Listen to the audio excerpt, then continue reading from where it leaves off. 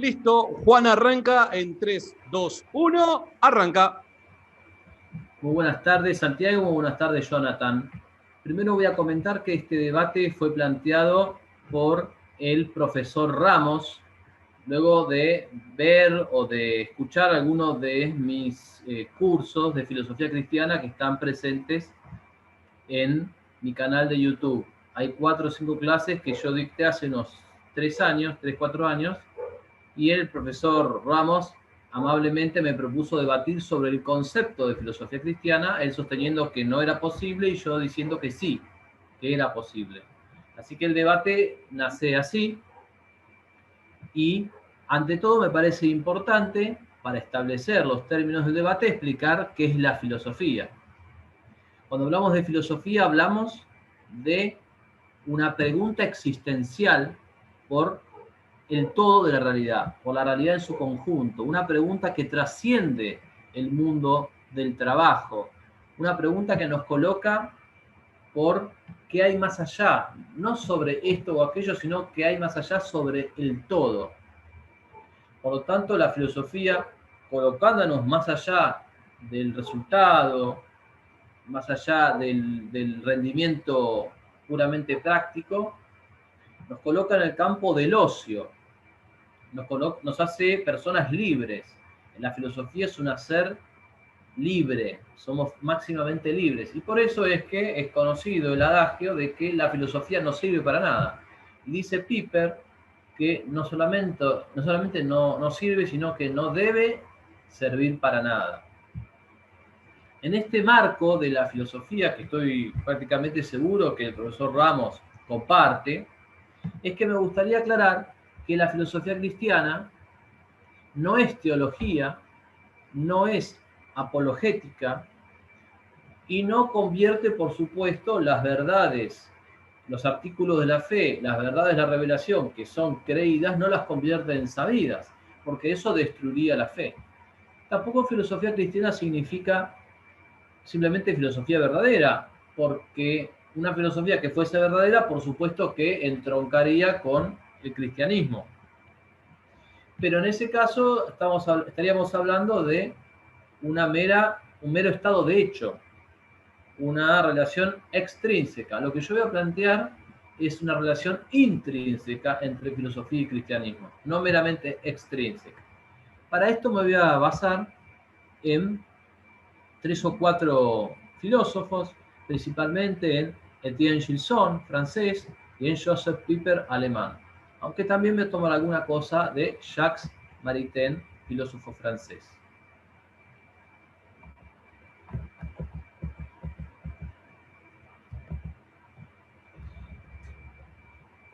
La revelación cristiana, de la cual es depositaria la Iglesia Católica, posee elementos especulativos.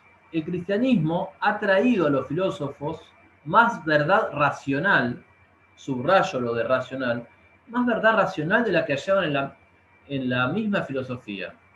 Así como también ha traído indudablemente verdades y datos de origen histórico. La existencia de Abraham, el diluvio universal, Adán y Eva, el cautiverio de los judíos en Egipto, las guerras de los judíos, datos históricos de la época de Cristo, posterior. En el pasado, a principios del cristianismo, muchos sabios creyeron hallar en la revelación cristiana la solución de supuestos problemas filosóficos. Vamos a mencionar 2 casos en los que nos vamos a meter un poco más a fondo, que son San Justino y San Agustín. Pero en la actualidad también menciono el caso de Chesterton, de Lewis, el autor de las Crónicas de Narnia, de Kierkegaard, de Paul Claudel, de Edith Stein, de Dietrich von Hildebrand, Manuel García Morente, nuestro filósofo argentino y mártir Jordán Bruno Ollenta, McIntyre, especialista en doctrina social de la Iglesia, Bergson, Peggy, los precitados Jacques y Raisa Maritain, el mismo Gilson es un filósofo converso, y finalmente menciono a uno que nosotros conocemos mucho, amigo, sobre todo amigo de esta casa, que es Dante Urbina. El peruano Dante Urbina es un filósofo que llega luego al cristianismo. Hay conceptos filosóficos en la Biblia. si bien como elementos adventicios, pero hay conceptos. Por ejemplo, el concepto del monoteísmo. Deuteronomio 4:35, el Señor es Dios y no hay otro Dios fuera de él. Deuteronomio 6:4, escucha Israel, el Señor nuestro Dios es el único Señor. Segunda carta de Samuel 7:22, por eso tú eres grande, Señor, no hay nadie como tú, ni hay Dios fuera de ti. Acá estamos hablando de un concepto que es el monoteísmo y que nos llega a través de la Biblia. Vamos a la primera, capítulo 1 de Romanos, versículo 19-20. Habla de que Dios se puede conocer por los ojos de la inteligencia desde la creación del mundo por medio de sus obras. Y en capítulo 2 de Romanos 14-15 dice, habla de la ley natural que los paganos tienen en su corazón. Todos conceptos de orden filosófico. San Justino, él empieza buscando la verdad en el campo del estoicismo, luego se va a la escuela peripatética, luego a la escuela pitagórica y luego a la escuela platónica. Y dice Gilson que lo que San Justino encuentra en el cristianismo, junto con otras muchas cosas, es la llegada de verdades filosóficas por vías no filosóficas. Vamos a detallar el caso de San Agustín. Empieza por el maniqueísmo, luego el escepticismo de Cicerón, luego la filosofía de Plotino. Comenta Gilson, todo lo verdadero de tales escuelas estaba ya contenido en el Evangelio según San Juan y en el libro de la sabiduría. Por eso para San Agustín, el vicio radical de la filosofía neoplatónica es la ignorancia de la doctrina del pecado y la gracia. Ignorancia en la que la revelación cristiana de la cual la revelación cristiana nos saca. En ambos casos, la fe sin ser filosofía ofrece respuestas filosóficas. Ellos buscaron la verdad valiéndose únicamente de su razón, fracasaron. La fe luego les ofrece la verdad, ellos la aceptan y la hallan racionalmente satisfactoria. Por otro lado, cuando Gilson habla de este tema, también lo que comenta es que el análisis no puede ser puramente deductivo, abstracto, porque sí, a nivel abstracto le damos la razón al profesor Ramos de que no hay filosofía cristiana si lo consideramos abstractamente, pero hagamos un análisis no deductivo, sino inductivo. No hay duda, como dice el doctor en filosofía Manuel Ocampo, mexicano, no hay duda que el cristianismo cambió la historia de la filosofía, mostrando a la razón humana perspectivas que la sola razón no había descubierto, dice Manuel Ocampo Ponce. Cito textualmente, aún con los invaluables elementos que la filosofía griega aportó a la demostración de la existencia de Dios y a la comprensión de su esencia divina, no existe sistema alguno en la filosofía griega que promulgue un Dios único. La teología natural griega nunca pensó en eliminar el politeísmo, ni siquiera Platón y Aristóteles. El Dios platónico no elimina a los dioses, es uno más de tantos, y no es el Dios cristiano. Aristóteles tampoco salió del politeísmo. En su testamento, Aristóteles de hecho pide que la imagen de su madre fuese consagrada al dios Demeter, y pide que en esta gira se erigieran dos estatuas de mármol, una para Zeus y otra para Atena. De hecho, fijémonos que en Aristóteles el primer motor, o sea, bajo el primer motor había casi entre 49 y 55 motores inmóviles, eternos y separados. Es decir, que la filosofía griega, aún en la cumbre, no había llegado al concepto del monoteísmo. Ese concepto llega con la revelación cristiana. Sin embargo, es un concepto de orden filosófico. Los filósofos cristianos medievales continuaron la especulación griega llevándola a otro nivel de profundidad. Los cristianos le hicieron decir lo que no había dicho el helenismo, pero que podía decirse e inferirse de sus principios. Por eso los filósofos cristianos, dice Manuel Ocampo Ponce, obtuvieron conclusiones nuevas a partir de principios que ya estaban descubiertos. Por ejemplo, el caso de la esencia del ese, que alcanzó Santo Tomás. La fe enseña que Dios es el que es, yo soy el que soy, Éxodo 3:14. Pero da pie así a la concepción filosófica de Dios como acto puro de ser. Entonces, la expresión filosofía... Minutos, Juan. 5 Gracias. minutos. Muchas gracias.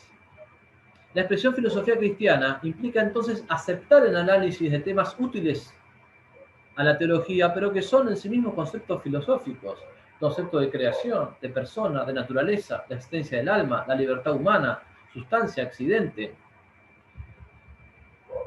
Entonces, si bien la filosofía cristiana trasciende todos los sistemas filosóficos, en un sentido instrumentalmente por lo menos, guarda cierta continuación con lo mejor de la sabiduría griega. Podemos decir que la filosofía cristiana no surge de la gracia, que es esencial al cristianismo, sino de la naturaleza ya perfeccionada por el cristianismo. Por eso, el cristianismo hace llegar a la filosofía verdades propiamente filosóficas, las que acabo de enumerar, que aunque son alcanzables de iure por la razón humana, de hecho, la razón humana no había podido alcanzar. Así, por ejemplo, el hecho de que los malvados serán castigados después de la muerte por Minos y Radamantios, como afirma Platón, es algo que será una verdad filosófica que será bautizada por el cristianismo y llevado a la idea de que el único juez es Cristo, ya no estos falsos dioses. También era un concepto habitual en la filosofía griega que la dicha de las ciudades dependiese de los que mandan y obedecen, de los que mandan y de los que obedecen siempre y cuando obren como filósofos. El concepto de acto y potencia de Aristóteles, el nous de Anaxágoras, la lógica aristotélica, y todo esto será elevado y bautizado por la filosofía cristiana. Por eso decimos que la revelación, y lo decimos de la mano de Santo Tomás de Aquino, en su libro Suma contra Gentiles, la revelación supone dos órdenes de verdades, los artículos de la fe y los preámbulos de la fe. Los artículos de la fe son aquellas verdades que jamás hubiésemos conocido sin la revelación, como por ejemplo la encarnación del Verbo o la Trinidad. Mientras que los preámbulos de la fe son aquellas verdades que, pudiendo ser de iure conocidas por la razón, de hecho fueron conocidos gracias a la revelación. Y dice Santo Tomás en Suma contra Gentiles, libro 1, capítulo 4, que estas verdades conviene que sean reveladas y puesto por tres motivos. Dice, primero, porque si no fuese así, muy pocos hombres conocerían a Dios. En segundo lugar, es que aquellos que llegasen a apoderarse de estas verdades lo harían con dificultad y después de mucho tiempo. Y en tercer lugar, dice, por la misma debilidad de nuestro entendimiento conviene que esto sea así. Porque las más de las veces el error se mezcla en la investigación racional. Y para muchos serían dudosas verdades que están realmente demostradas. Por eso dice, fue necesario presentar a los hombres por vía de la fe una certeza fija y una verdad pura de las cosas divinas. La divina clemencia, dice Santo Tomás, proveyó saludablemente al mandar aceptar como de fe verdades que la razón puede descubrir, para que todos puedan participar más fácilmente del conocimiento de lo divino sin ninguna duda o error. ¿Qué consecuencias tiene la filosofía cristiana? Que aceptamos la fe como norma externa de corrección. Así, para un cristiano, constatar que una afirmación presuntamente filosófica se opone a una verdad revelada por la fe, sea de este primero o segundo orden, es una señal de que es falsa. Sin embargo, el cristiano debe buscar y refutar ese error, siguiendo los métodos de la filosofía, por supuesto. Así, por ejemplo, la fe enseña que el origen del hombre arranca en una pareja, monogenismo. Por lo tanto, el poligenismo como hipótesis filosófica está descartado. Último minuto, Juan. Gracias. La fe enseña que el mundo tuvo un origen contra la hipótesis de la eternidad del mundo, que el momento filosófico es analizable.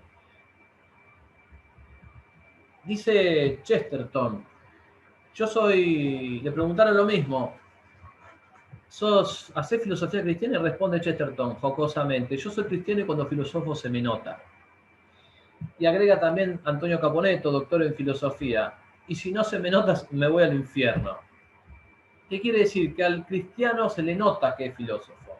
Opera una selección en los temas filosóficos.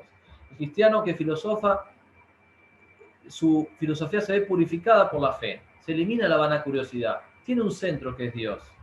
Y filosofa sabiendo, y mejor dicho, creyendo en la segunda venida de Cristo, en el juicio final y en el Apocalipsis. El filósofo cristiano finalmente vive en la esperanza de la razón. Se terminó el tiempo, Juan, perdón, tuve que cortar ahí el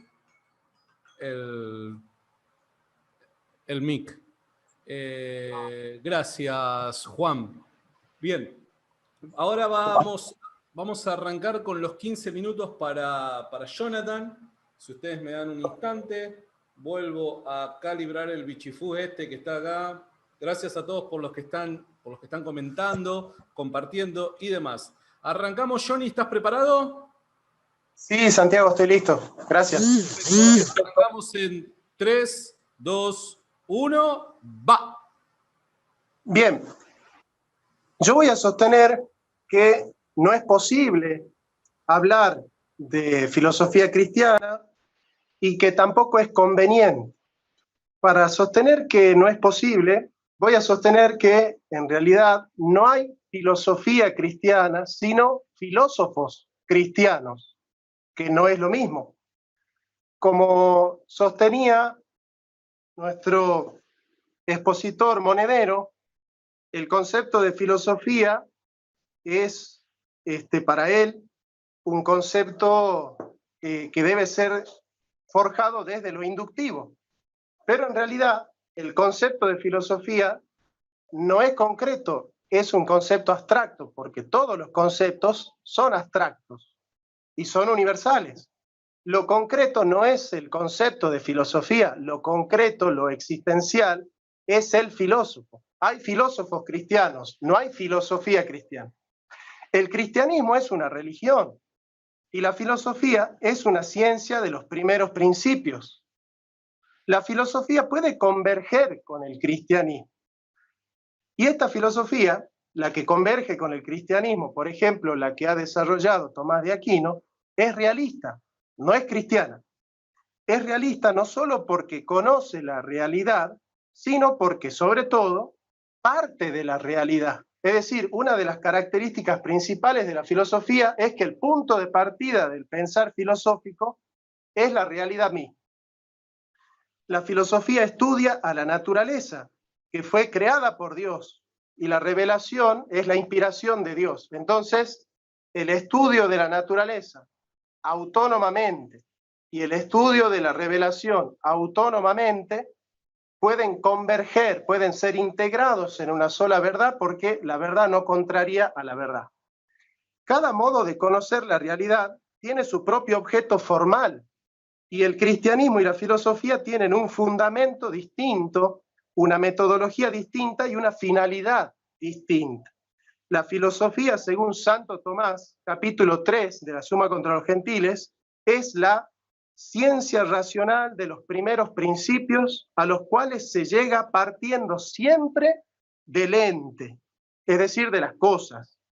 El ente es el noema originario, el semantema fundamental, el primum cognitum, o como dice el padre Fabro, el iluminante trascendental. A través del principio de demostración, la filosofía va avanzando y, dice Santo Tomás, capta la sustancia del ente partiendo de su realidad efectiva, por eso es realista, y se remonta siempre demostrando en cada paso por la razón o la evidencia lo que se propone hasta llegar a la causa primera, ya que el objeto natural de la razón es el ente, no puede tener otro punto de partida, y así lo dice Santo Tomás en las cuestiones diputadas sobre la verdad, cuestión 1, del artículo 100 al 114, es una traducción mía, dice Santo Tomás, aquello que primeramente concibe el intelecto como evidente y en lo cual resuelve todas las nociones, es el ente, como dice Avicena en el principio de su metafísica, es decir, la filosofía es una ciencia que busca los primeros principios y que parte de la realidad, por eso es ascendente, va del ente al ser. En cambio, la revelación es una revelación de Dios a las criaturas. La filosofía no va de Dios a las criaturas, va de las criaturas a Dios, porque parte de la evidencia del ente. Y Monedero debe saber muy bien que no hay nada en el intelecto que no haya pasado primeramente por los sentidos. La finalidad de la filosofía es el saber por el saber mismo. En cambio, la finalidad de la revelación cristiana, como lo dice el apóstol Juan en su Evangelio, capítulo 20, versículo 31, es que conozcamos que Cristo, que Jesús es el Cristo, y conociéndole tengamos vida eterna en su nombre. Es decir, el objetivo de la revelación es la salvación del hombre, y el objetivo de la filosofía es el puro conocimiento, el saber por el saber mismo. Todos sabemos que nada hay en el entendimiento que no haya pasado antes por los sentidos. Los que entienden el procedimiento perenne de la filosofía parten de la realidad y hacen filosofía realista, no filosofía cristiana. La filosofía no solamente es racional, la filosofía perenne, la que se integra al cristianismo, es una filosofía a posteriori, es decir, va del acto segundo a la potencia y de la potencia a la sustancia. Voy a poner un ejemplo. El acto segundo es, por ejemplo, este árbol está dando peras. Ese es un acto segundo. Ese es un factum. Contra facta non fit argumentum. Contra los hechos no hay argumento. Este árbol está dando peras. Ese es el acto segundo. Deduzco la potencia. Si este árbol está dando peras, es porque puede dar peras. Esa es la potencia. Y si puede dar peras, es porque es un peral. Ahí descubro la sustancia. Bueno, este es el procedimiento de la filosofía en Aristóteles y en el doctor angélico, que es el doctor de la Iglesia Católica, Santo Tomás de Aquino. Silogísticamente voy a proponer entonces, la revelación con respecto a la filosofía puede ser regla positiva o regla negativa. Si la revelación es regla positiva, la convierte a la filosofía en teología, porque no descubre la filosofía entonces su objeto por la razón a partir del ente, como hace la filosofía según Aristóteles y Santo Tomás, sino por la autoridad en la revelación. Y si el punto de partida de la especulación filosófica es la revelación cristiana, en filosofía eso se llama petición de principio. Petición de principio. Entonces, no solamente que la filosofía es autónoma porque parte del ente, sino porque demuestra cada elemento a través de la razón. No puede ser entonces la revelación al cristianismo, a la filosofía regla positiva, porque si no estaríamos haciendo teología. De hecho, la teología, según Santo Tomás, es una especulación racional que parte del influjo positivo que da el dato de la revelación. Teología es logos, es razonar a través de la revelación de Teo, de Dios. Entonces no puede haber revelación como regla positiva de la filosofía. Ahora, si es regla negativa, se limita solamente a marcarle los errores, pero no la pone en su objeto. ¿Sí? La palabra positiva viene de positum, que significa ponerla en su objeto. El ser, al ser solo regla negativa, ¿no es cierto?, la filosofía tiene que volver al ente y en el ente llegar por sí misma a través del análisis crítico a el fundamento. ¿Qué quiero decir entonces? Regla positiva es cuando la revelación, por ejemplo, auxilia, subsidia a la filosofía y la pone en su objeto. Es como que si la revelación fuese regla positiva, es como que en realidad el filósofo no puede llegar a la verdad sino por el auxilio de la filosofía, de la revelación, y es la revelación la que pone en su objeto a la filosofía. El objeto de la filosofía es un objeto natural. Ahora, si es regla negativa, la regla negativa en realidad lo que hace es marcarte los errores. La regla negativa te dice por ahí no vayas, pero no te dice por dónde tenés que ir. Monedero está usando el cristianismo como regla positiva. El cristianismo no solamente le marca a Monedero los errores, que eso es propio de lo que es regla negativa en filosofía, sino que además le da conceptos, lo pone en ciertas verdades, como por ejemplo dice Monedero, que ya lo vamos a cuestionar, el monoteísmo, ¿sí? O sea, la filosofía ha llegado a la verdad del monoteísmo por la revelación. Bueno, eso es regla positiva, no es regla negativa. Y si la revelación es regla positiva, ya estamos en sede teológica y no filosófica. Voy a dar otro argumento, que es si la revelación al cristianismo le es regla negativa, no le imprime carácter. Lo que le imprime carácter a la filosofía que converge con el cristianismo es su autonomía partiendo de la realidad. Por eso se llama filosofía realista. Nosotros los tomistas le llamamos a Santo Tomás no filosofía cristiana, le llamamos filósofo realista, justamente porque es la realidad la que le imprime carácter positivo a la filosofía. Vamos a partir en este momento por un análisis cultural. Tony, te quedan 5 minutos. Gracias, Santiago. El análisis cultural es que cuando se habla de filosofía cristiana se fusiona horizontes mentales que son totalmente distintos. Ese es un trabajo que yo he realizado en mi último libro, que se llama Fundamentación de la religión cristiana. Los griegos tienen una cultura de la vista y los hebreos tienen una cultura del oído. Eso Santiago lo debe saber. Primera de Corintios 1:22 dice, los griegos piden razones, los judíos piden señales, pero en cambio nosotros predicamos a Cristo.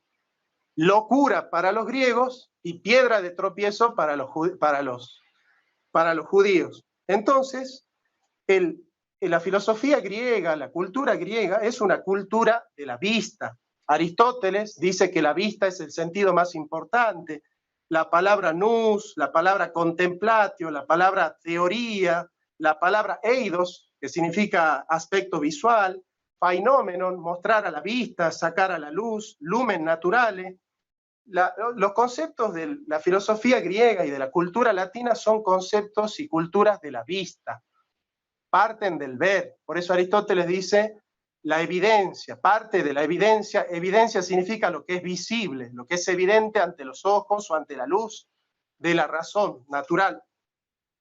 En cambio, los hebreos son una cultura del oído. Santiago debe saber, por ejemplo, el famoso Shema de Deuteronomio, cuando dice Shema, oh Israel, Adonai Eloheinu, Adonai Echad. Escucha, Israel, el Señor nuestro Dios, el Señor uno es. Y el apóstol San Pablo, que es un hebreo de hebreos, dice, fides ex auditum, la fe es por el oír. Romanos 10, verso 14. ¿Cómo pues invocarán en aquel en el cual no han creído? ¿Y cómo creerán en aquel del cual no han oído? ¿Y cómo oirán si nadie les predica? La fe es por el oír y el oír por la palabra de Dios. O sea, los hebreos son una cultura del oído y los griegos son una cultura de la vista. Entonces, si Monedero quiere integrar la cultura de la vista, que es la griega, con la cultura del oído, que es la hebrea, está fusionando horizontes mentales que son incompatibles, porque el mismo Pablo dice, nosotros no procedemos por vista, procedemos por fe. La fe es la certeza de lo que se espera, la convicción de lo que no se ve. Entonces, ¿cómo voy a fusionar una cultura griega que parte de la vista con una cultura hebrea que está condenando la visión? Por eso prohíbe las imágenes, justamente. Bueno, entonces, en esa fusión de horizontes son incompatibles. Ya vamos a ir analizando después detenidamente otros aspectos que tienen que ver con la imposibilidad de hablar de filosofía cristiana, ¿no? Básicamente, entonces, yo quiero dejar claro esto. Si la revelación es regla positiva para la filosofía, es teología, porque la teología es una especulación racional que tiene como punto de partida la autoridad de Dios. La revelación está basada en la autoridad de Dios. En cambio, en filosofía, basarse en la autoridad es una falacia que se llama apelación a la autoridad. Es improcedente basarse en la autoridad para hacer una reflexión filosófica, eso se llama petición de principio. La revelación solo puede ser regla negativa, pero no es que deba serlo. De hecho, aquello que Monedero dice... Johnny, te queda un minuto.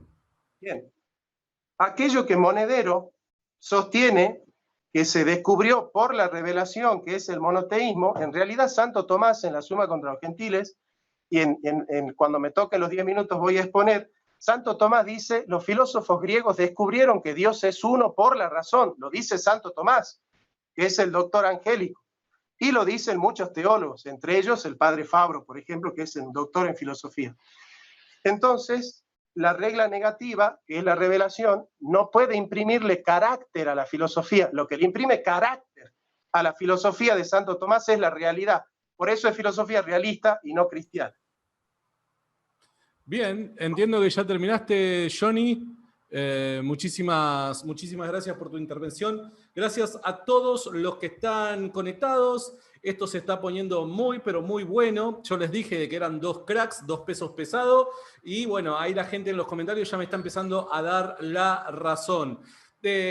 Ahora vamos a arrancar con la segunda etapa de este debate. Recuerden que el debate va a estar dividido en 4 etapas. En esta segunda etapa vamos a contar con la ponencia de cada uno de ellos en 10 minutos. Estos 10 minutos cada uno de ellos va a utilizarlos para tratar de responder a los argumentos utilizados en su presentación. Obviamente vamos a arrancar con Juan Carlos. Juan Carlos, yo no sé si vos estás listo ya. Tenés que habilitarme ahí el mic, Juan. Estoy listo, son 10 minutos ahora. 10 minutos, si estás listo, arrancamos en 3, 2, 1, va. Muy bien. En primer lugar, respecto de los horizontes, yo no diría que son horizontes contradictorios, el horizonte del oído y el horizonte de la vista, son horizontes distintos. Como no son contradictorios en una misma persona, el hecho de ver y oír y ver. Que un horizonte le dé prioridad a un sentido y no al otro, no los vuelve opuestos o contradictorios. De lo contrario, los griegos no tendrían posibilidad de acceder a la fe si no fuese, digamos, quitándose las escamas de su propio horizonte. Me parece que plantear que hay una contradicción es mucho más de lo que se puede probar. Se puede probar que hay una diferencia, no que hay una contradicción. La condena a las imágenes, no sé qué tiene que ver ahí. La condena a las imágenes, si es que te referías a las imágenes de Dios en el Antiguo Testamento, guarda relación con otra cosa. Eso para empezar. Después hay filósofos cristianos, estamos de acuerdo, al menos en eso. Y digo yo, y hay filósofos cristianos justamente porque hay filosofía cristiana. Si no, sería imposible. Y vos planteás que Santo Tomás fue un filósofo realista, y yo digo que fue realista, por supuesto, pero que además fue un filósofo cristiano. Y en este sentido, este debate ha tenido lugar en los años 30 del siglo XX, y Maritain dijo que estaba de acuerdo con Etienne Gilson y sostuvo lo siguiente. Él habilitó una distinción entre la naturaleza y el estado de la filosofía. Y esta distinción me parece que puede ser interesante para alumbrar nuestra discusión. Dice así Jacques Maritain. Es preciso distinguir la naturaleza de la filosofía, lo que ésta es en sí misma, y el estado en que se encuentra de hecho, históricamente en el sujeto humano, que se refiere a sus condiciones de existencia y ejercicio en concreto. Con esto me parece que logramos justamente el equilibrio.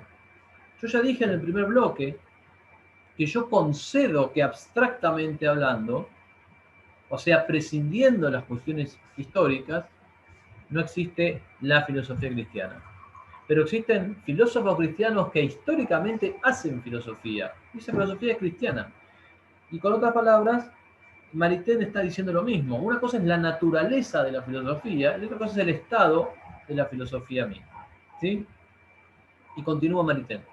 Y así, la denominación cristiana aplicada a una filosofía no se refiere a lo que la constituye en su naturaleza o en su esencia de filosofía. Si es fiel a esta naturaleza, no depende de la fe cristiana en cuanto al objeto y tampoco en cuanto a los principios y al método. Fin de la cita. Me gustaría además aclarar. Cuando el profesor Ramos dice que se comete falacia de autoridad al proponer la filosofía cristiana, no es así, porque la filosofía cristiana no resuelve las cosas con la autoridad, la resuelve la teología. La filosofía cristiana debe probar por métodos propiamente filosóficos sus afirmaciones. Ahora bien, es indudable que en los más de 1000 años que duró la Edad Media, ha habido conceptos propiamente filosóficos que fueron desarrollados con ocasión del cristianismo, con ocasión de la revelación cristiana. Mi objetor me cita repetida veces a Santo Tomás de Aquino. Yo voy a repetir una cita de Santo Tomás. En Suma contra Gentiles, libro 1, capítulo 4, Santo Tomás plantea que conviene que Dios revele verdades filosóficas accesibles a la razón cuando éstas sean necesarias para la salvación. Suma contra Gentiles, libro 1, capítulo 4. Propónese convenientemente a los hombres para hacer creída la verdad divina, accesible a la razón natural. Existiendo, pues, dos clases de verdades divinas, una de las cuales puede alcanzar con su esfuerzo la razón y otra que sobrepasa toda su capacidad, ambas se proponen convenientemente al hombre para ser creídas por inspiración divina.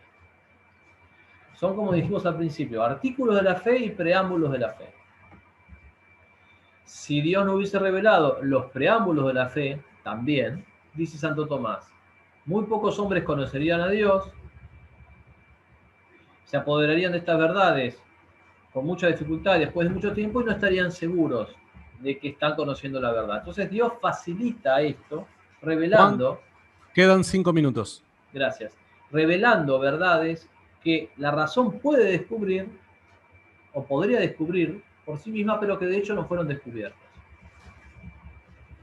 Por otro lado, también hay una cuestión sobre el tema de la filosofía. Yo coincido con lo que dice el profesor Ramos del método, pero también vamos a agregar algo a la noción de filosofía que va a mostrar cómo esta no es incompatible con la filosofía cristiana. El filósofo, dice Piper, parece incapaz de dominar su ansia de saber. Platón compara el que filosofa con el que ama. El que filosofa está fuera de sí, debido a la sacudida que le produce el espectáculo del mundo. Platón dice que la proximidad de la muerte y hasta el ansia de morir, junto con la filosofía, son cosas que tienen gran afinidad. Y finalmente, el que de veras filosofa no se cuida en lo más mínimo de su propia importancia, sino que se despoja de toda pretensión, se abre desinteresadamente al objeto, abandonando la fascinación proveniente de la necesidad de imponer su propio yo. Por lo tanto, la filosofía no es solamente un método, sino es un sistema de vida. El que filosofa, dice Platón, en la República, no solo debe considerar lo que la razón alcanza sobre el mundo, sino también tener en cuenta la tradición sagrada. Por eso dice que el que filosofa aspira a la sabiduría total. Un deseo verdaderamente fuerte se dirige al todo. Finalmente dice el gran maestro de Aristóteles, el que tiene hambre de veras, no dice que esto le gusta y esto no. Por eso quien filosofa echa mano del todo y del conjunto, tanto de lo divino como de lo humano. En ese sentido, no parece juicioso para el filósofo no tomar en cuenta la revelación. De ahí que Gilson diga que filosofía cristiana llama a esa filosofía que, aunque haga la distinción formal de los dos órdenes, considere la revelación cristiana como un auxiliar indispensable de la razón, un esfuerzo de la verdad creída por transformarse en verdad sabida. Y el cuerpo de las verdades racionales que este esfuerzo nos entrega es la filosofía cristiana misma. Piper nos dice, no tiene nada de filosófico prescindir de los descubrimientos de la ciencia, pretextando que por el momento solo se trata de indagar la naturaleza humana misma. Tampoco se puede ignorar en una discusión filosófica la información según la cual en los primeros comienzos de la historia humana tuvo lugar algo fatal, culpa y castigo, lo que llamamos el pecado original. La filosofía incluye entre sus aserciones cosas que no demuestra empíricamente y racionalmente. Es necesario, no existe filosofía sin presupuestos. E incluso hay filosofía sin presupuestos, por ejemplo, en los grandes filósofos existencialistas. Forma parte del auténtico quehacer filosófico incluir en la consideración información sobre el mundo y la existencia que no proceda de la experiencia ni de argumentos de razón. Así lo dice Piper en defensa de la filosofía. O sea, siempre que el hombre filosofa recurre inevitablemente a una suerte de información suprarracional. digamos, inconscientemente por lo menos aceptamos o ponemos en juego presupuestos que son más creídos que sabidos. Y finalmente, la pureza metódica del filosofar es un planteo bien moderno, y no en el sentido cronológico, sino ontológico. A Platón y Aristóteles no les interesa la filosofía como una disciplina académica perfectamente delimitada, sino que su energía está entregada, están arrebatados por el conocimiento de la realidad, por descubrir esa sabiduría. Último minuto. Les importaba a ellos más la respuesta a la pregunta y mucho menos el origen de esa respuesta. En ese sentido, si la filosofía cristiana existe, decimos que entre los filósofos griegos y nosotros ha habido la revelación cristiana y esta ha modificado profundamente las condiciones en que se ejercita la razón. Así lo dice Gilson. Y decimos que hay un periodo de gestación de la filosofía cristiana, la patrística, y un periodo de consolidación de esa filosofía, la escolástica. De la misma manera que la gracia eleva la naturaleza, como dice Santo Tomás, la revelación cristiana condujo al pensamiento griego a la perfección, confirmando todo lo valioso del helenismo y elevándolo a un plano mucho más alto. No debemos hacer una oposición entre lo que se ve y lo que se escucha. Filosofía cristiana es la propuesta. Muchísimas gracias. Genial. Ahí justito se terminó. Buenísimo, Juan. Gracias a todos los que están conectados. Recuerden, la idea es que me vayan dejando las preguntas que tengan tanto para Jonathan como para Juan Carlos Monedero. Johnny, ¿estás listo? Sí, Santiago. Dame un segundo acá que vuelvo a poner el chirimbolo este. Ahí estamos. Arrancás en 3, 2, 1, va. Hay una obra fundamental de Aristóteles en las propedéuticas que se llaman las tópicas de Aristóteles. Tópicas viene de topo, que en griego significa lugar. Allí Aristóteles sostiene que es posible el diálogo entre diferentes culturas porque tenemos una inteligencia en común, tenemos una experiencia en común, que es la realidad. Esos puntales, esas tópicas son puntales para la reflexión. Aristóteles dice un mito, como en el caso de Platón, que utiliza muchos mitos como puntales para reflexionar. Un mito, una leyenda, una tradición, una religión, una creencia, un prejuicio, hipolambanusi, dice Aristóteles, son puntales para la reflexión, pero dice Aristóteles, si ese puntal no deja de ser un supuesto y nosotros lo encontramos en la realidad evidente, ese puntal deja de ser un supuesto y comienza a ser una evidencia. La filosofía tiene como punto de partida la evidencia de las cosas. Evidentemente que los puntales que llevaron a Santo Tomás, a San Agustín, a San Anselmo y a San Alberto, no solamente pertenecen a la religión cristiana. Por ejemplo, muchos de los textos que le han llegado a Santo Tomás fueron conservados a través de los árabes. Y Santo Tomás, en Del Ente y de la Esencia, está influenciado por Avicena, que es un pensador árabe.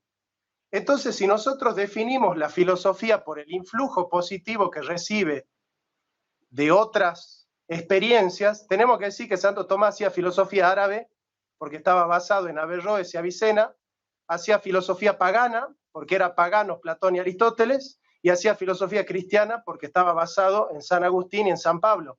Bueno, para mí es absurdo pensar que entonces tenemos que llamarle a la filosofía de Santo Tomás filosofía árabe porque está basada en Averroes y en Avicena, pagana porque está basada en Platón y en Aristóteles, y cristiana porque está basada en San Agustín y San Pablo. El punto de partida de la filosofía es la evidencia del ente, y lo dice Santo Tomás. Aquel que quiera apelar a la autoridad de Santo Tomás tiene que ceñirse a lo que Santo Tomás dice.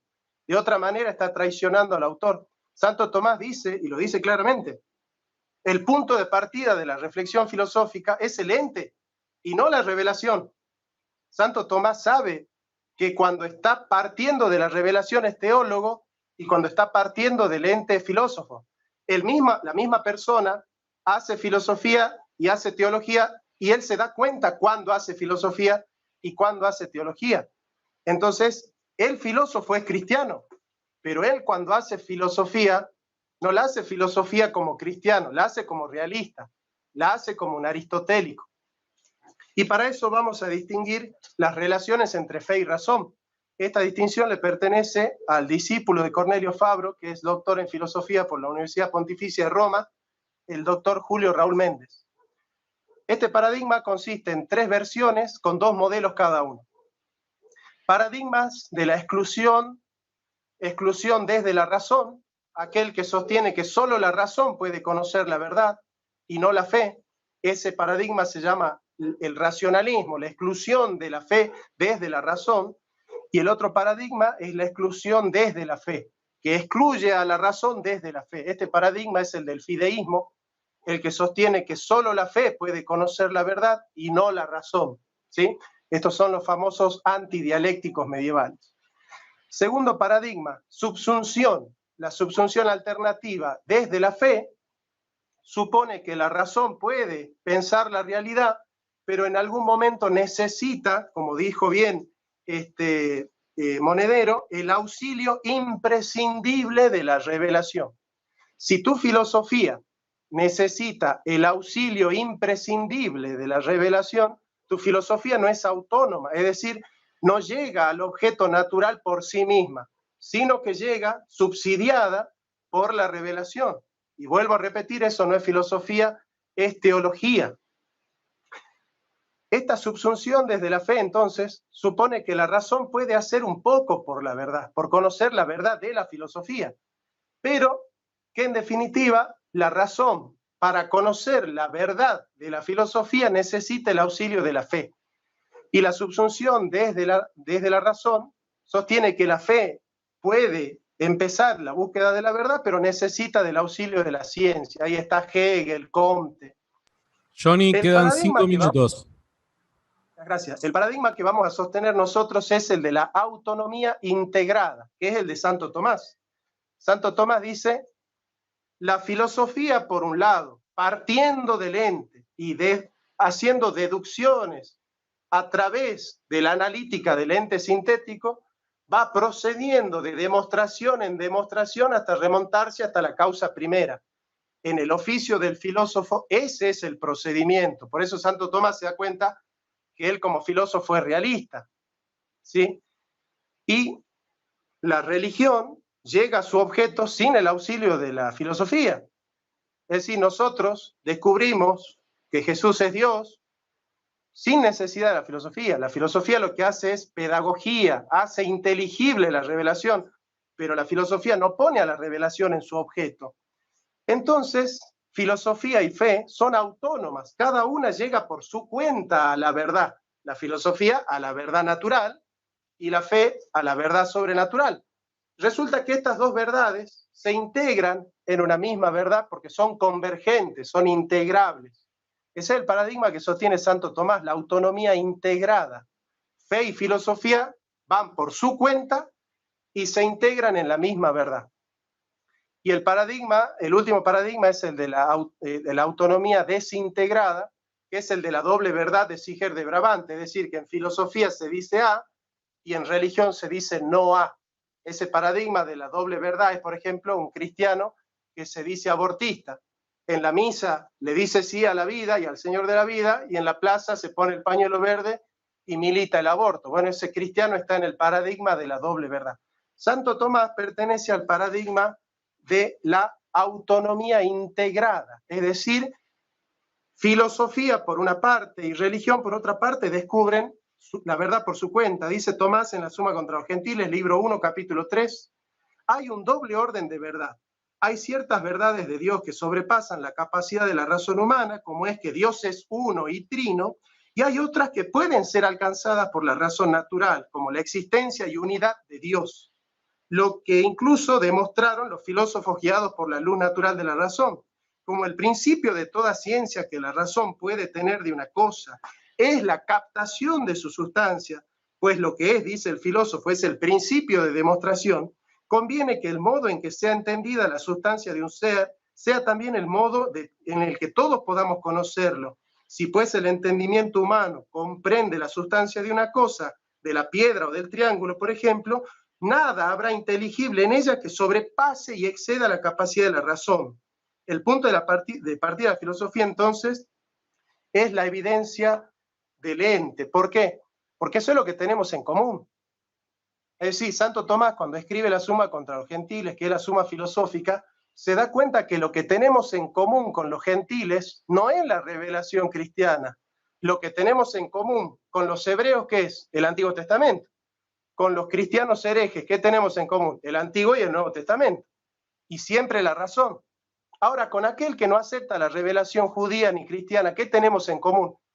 La filosofía. ¿Por qué? Porque la filosofía parte del ente. Entonces Santo Tomás resuelve poner en común aquello que tenemos nosotros de garantía, que es el ente. Todos tienen acceso al ente porque hacen filosofía. Entonces, todos pueden descubrir al ente sintético, los árabes, los ateos, los gentiles, los cristianos herejes, los cristianos ortodoxos, los cristianos romanos. Santo Tomás se da cuenta que él tiene que partir de la filosofía porque todos nosotros... Último minuto. Todos nosotros nos encontramos en el ente. Y va a decir Santo Tomás, nuestro conocimiento humano tiene su origen en los sentidos. Esa es la filosofía. Y por lo tanto, lo que no cae bajo la actuación del sentido no puede ser captado por el entendimiento humano, a no ser en tanto deducido de lo sensible. Entre dos personas, una penetra más íntimamente en la realidad de un ente que otra. El rústico de ninguna manera puede captar los argumentos sutiles de la filosofía. Eso es lo que está enseñando Santo Tomás, a distinguir que él es un filósofo cristiano, pero cuando hace filosofía es realista y cuando hace religión apela a la autoridad. La misma persona tiene dos procedimientos distintos porque entiende la esencia de la filosofía y la esencia del cristianismo. Perdón, ahí estoy. Bien, buenísimo. Entiendo que Johnny ya terminó. Justo acaba de terminar el tiempo. Gracias a todos los que están conectados, opinando, mandando preguntas y demás. Recuerden, por las dudas, las preguntas tienen que ser, tienen que ser acerca del tema que se está discutiendo, ¿está bien? Eso vale la pena aclarar. Por otro lado, hay personas, por dar un ejemplo, Santiago Lozano, ahí me mandó una pregunta para Juan Carlos Monedero, pero está incompleta. No sé si la va a terminar de escribir o me la va a mandar toda entera, no sé con cuántos caracteres cuenta para poder exponer poner la pregunta. Tengan en cuenta eso, que ya en breves minutos nada más arrancamos con la interacción con el público. Bien, vamos a pasar a esta tercera etapa del debate. Ahí le pido a Juan que pueda habilitar su micrófono. En esta tercera etapa vamos a buscar la interacción entre los ponentes, ¿está bien? Ahora, acá es en donde va a haber un tiempo de preguntas y respuestas, una pregunta cada uno, ¿está bien? Va a arrancar Juan Carlos Monedero preguntándole a Jonathan la respuesta, la respuesta a la pregunta inicial tiene que durar como máximo 5 minutos. Ahora, Juan Carlos tiene la posibilidad, luego obviamente también Jonathan, de al menos hacer una repregunta, pero todo dentro de los 5 minutos esos, si no nos iríamos a la medianoche, la pasamos todos juntos acá, ¿no? La idea no es esa. Entonces, 5 minutos para responder tiene Jonathan y Juan Carlos tiene la oportunidad de poder repreguntar dentro de esos 5 minutos. Luego le toca a Jonathan, luego a Juan Carlos, así 4 veces. ¿Está bien? Así que bueno, nada, arrancamos con Juan Carlos. ¿Juan? Sí. Bien, Jonathan. Cité unas 2 veces el fragmento de la Suma contra Gentiles, libro 1, capítulo 4, en el cual Santo Tomás habla de los artículos de la fe y de los preámbulos de la fe. Bien, mi pregunta es, ¿cómo conciliás ese fragmento con tu planteo?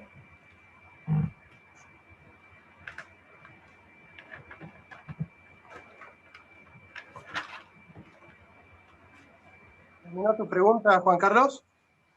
¿Cómo? ¿Terminó tu pregunta ahí? Perdón, no escucho bien. No se llega a entender nítido lo que le estás diciendo, Johnny. Terminó tu pregunta, Juan Carlos. Sabes que la primera parte me sale un toque bajo, Johnny. Yo no sé si estás teniendo problema con el micrófono. Mirá, no sé, ¿ahí me escuchan bien?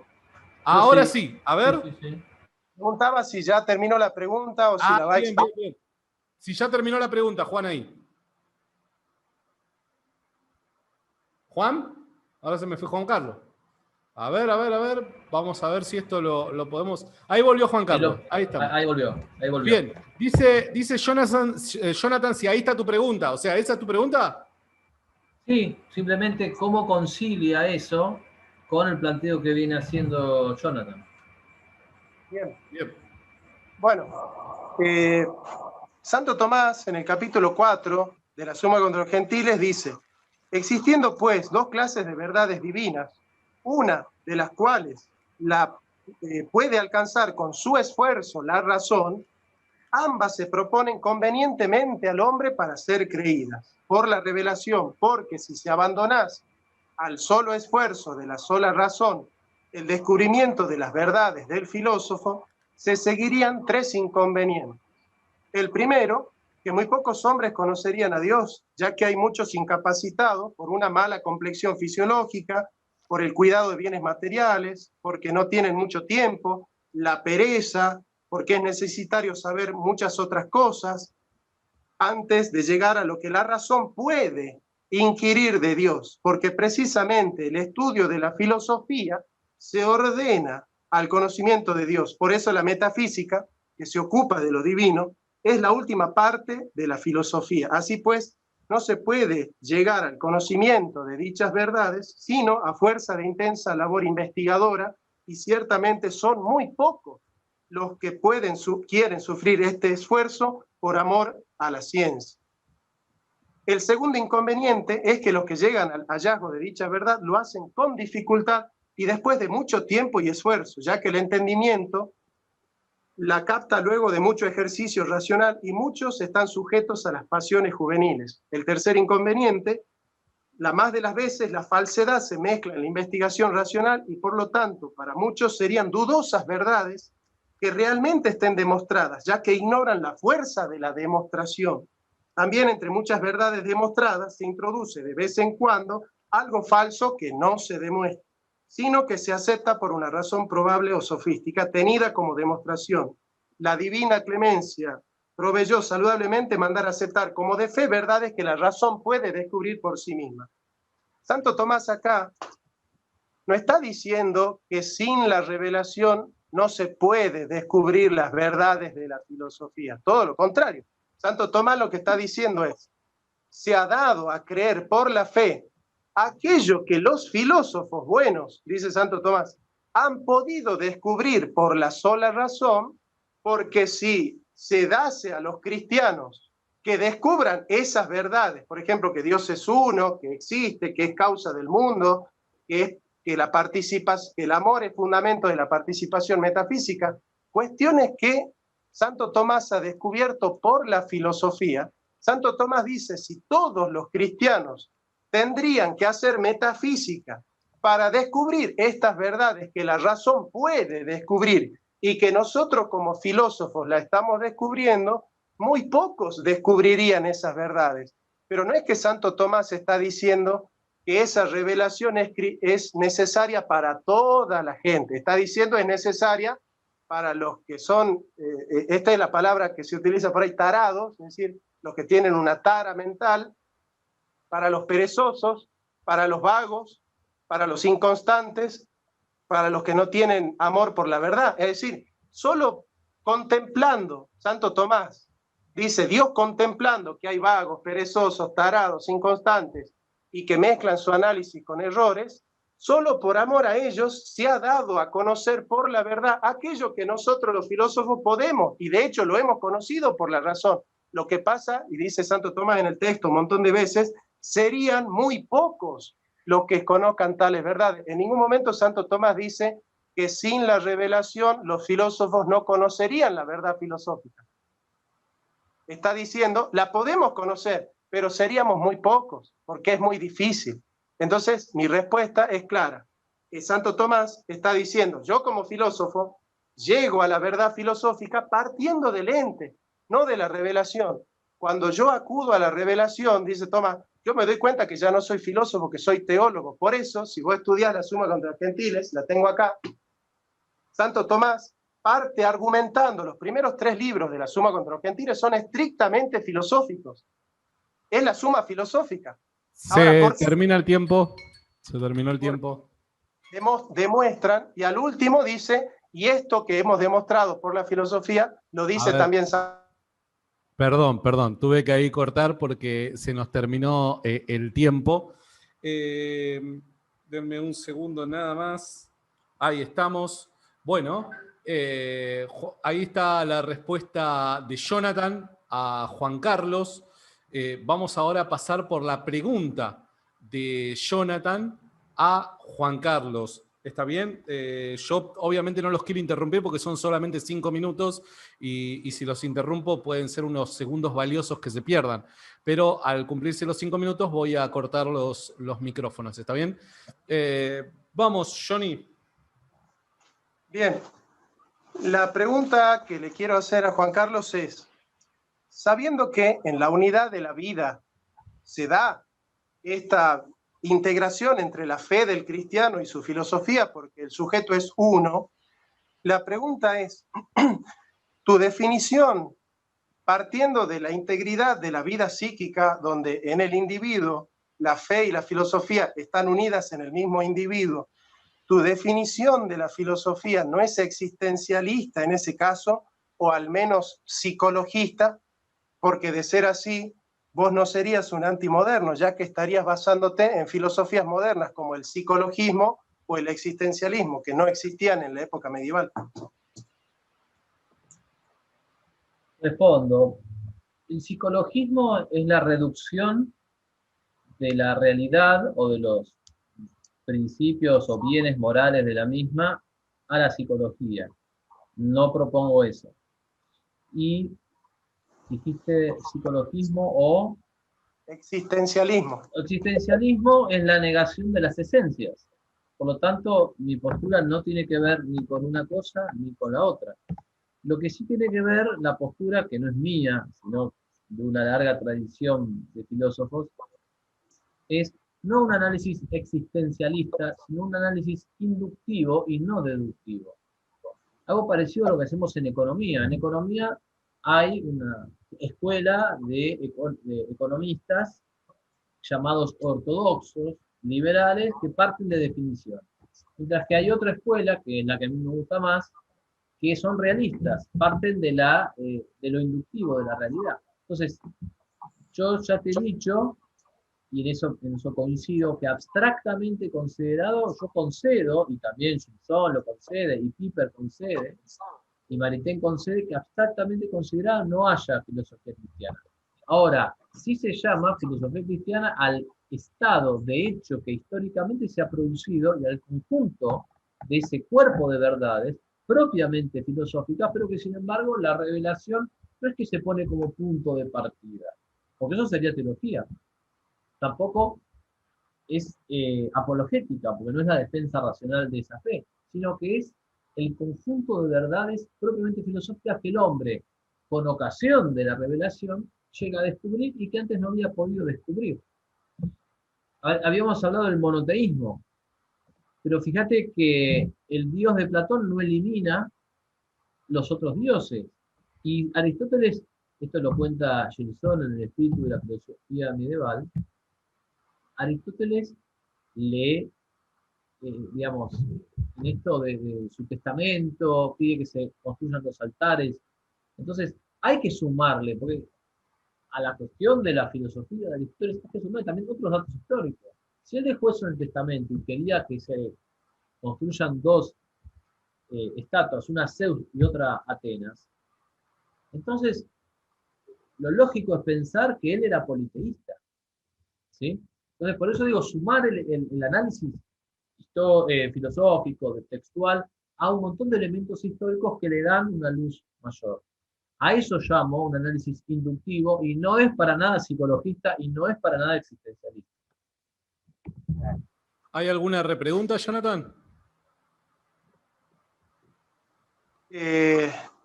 Sí, la repregunta sería, la conceptualización de una disciplina siempre se hace abstracta.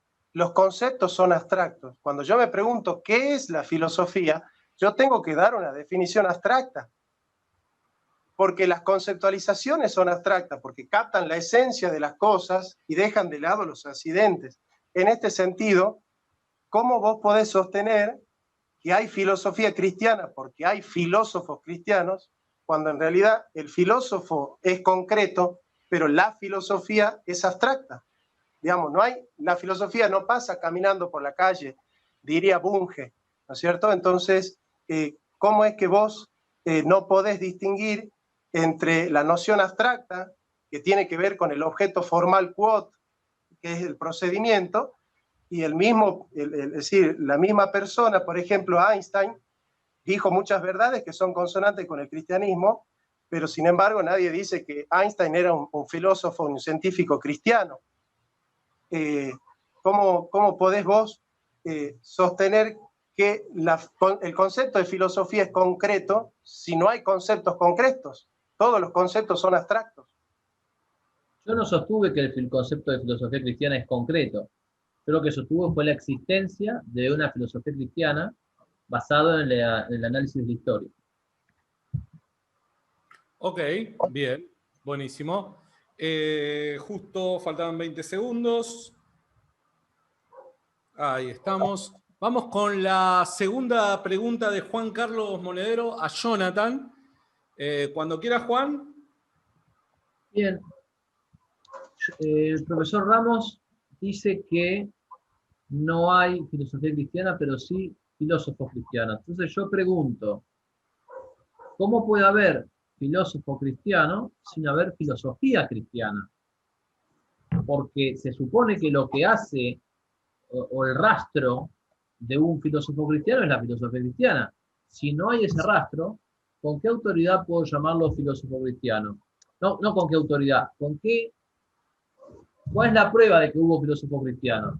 Si ustedes, vamos para adelante, somos historiadores que estamos en el año 3000 y decimos, ¿hubo filosofía cristiana?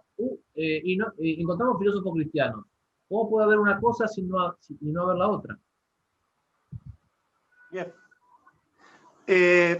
La filosofía es el estudio del ente sintético para descubrir sus principios y sus causas. Eso es lo que define Santo Tomás, que dice el punto de partida y aquello en lo cual se resuelven todas las nociones es el ente. Los filósofos medievales, en general, no hacían estrictamente filosofía porque sus especulaciones estaban muy subsidiadas por la revelación. Entonces, estrictamente filosofía hace Santo Tomás de Aquino porque le da autonomía.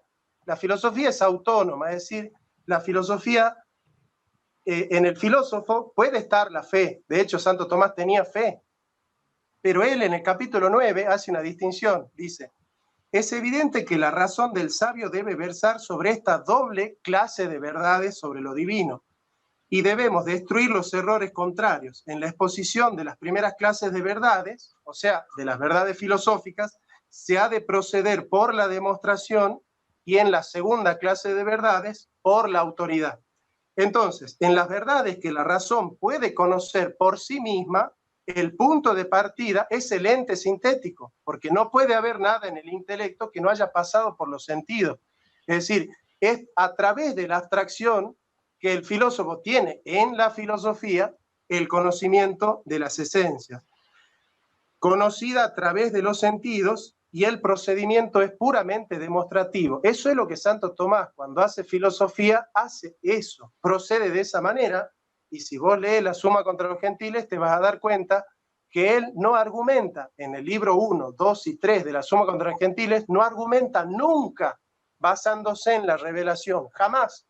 Utiliza la revelación para decir, esto que lo hemos probado racional y demostrativamente partiendo del ente, también lo dice San Pablo, también lo dice el profeta, mostrando que esas dos autonomías son convergentes, se integran. Pero Santo Tomás nunca dice que sin la revelación cristiana no puede haber filosofía. Todo lo contrario, de hecho, él descubre lo último que se puede descubrir por la razón, y es que el amor es el fundamento de la participación metafísica, es decir, que Dios nos ha creado por amor, y Santo Tomás lo descubre filosóficamente. Y después muestra que la revelación es consonante con esto que él filosóficamente está descubriendo. Por otro lado, en las verdades que la razón no puede conocer por sí misma, el punto de partida es la revelación, o sea, es de arriba para abajo. La revelación, la teología procede de manera descendente, la filosofía de manera ascendente. Santo Tomás entiende su oficio como filósofo y como religioso. El punto de partida es la revelación, aceptada por la fe, con argumentos probables y de autoridad. Así lo dice textualmente en el capítulo 9 Santo Tomás de Aquino, que entiende que él es un filósofo que también es cristiano, pero que entiende que como filósofo procede de una manera y como religioso y teólogo procede de otra manera. ¿Hay alguna pregunta, Juan? Te queda un minuto. Voy a repreguntar. Vuelvo a la pregunta inicial. Si en el futuro alguien quisiera saber si hubo filosofía cristiana o no, debería haber algún rastro, alguna huella. Entonces, yo lo que planteo es que los filósofos cristianos escriben y dan clases de filosofía, y el resultado de eso, a nivel de audios, a nivel de texto, es un cuerpo de verdades que se llama filosofía cristiana. Por eso planteo que no puede haber una cosa sin la otra. O sea, es lo que se espera que deje un filósofo cristiano, que deje filosofía cristiana. Por eso me parece contradictorio admitir que hay filósofos cristianos y que no hay filosofía cristiana. ¿Algo para decir en los segundos que quedan con respecto a eso, Jonathan? Sí, yo creo que Juan Carlos no está aceptando la distinción de los objetos formales. Es decir, es cierto que la revelación habla de las criaturas y es cierto que la filosofía habla del ente. Ahora, cuando Santo Tomás dice la palabra ente, está haciendo filosofía, y cuando dice la palabra criatura, está haciendo teología. Son objetos formales distintos, son procedimientos y metodologías distintas. Evidentemente que Santo Tomás está pensando, y no está pensando en contra del cristianismo, pero su filosofía no es cristiana, es realista, porque él como filósofo parte de la realidad. En cambio, si vos decís que hace filosofía cristiana, muchas de las conclusiones o de las premisas no parten de la realidad, sino del dato revelado. Perdón, hasta ahí nada más. Terminamos los 5 minutos. Ahí estamos. Bueno, vamos con la segunda pregunta de Jonathan. A Juan Carlos con la posibilidad de poder repreguntar. Segunda pregunta de Jonathan.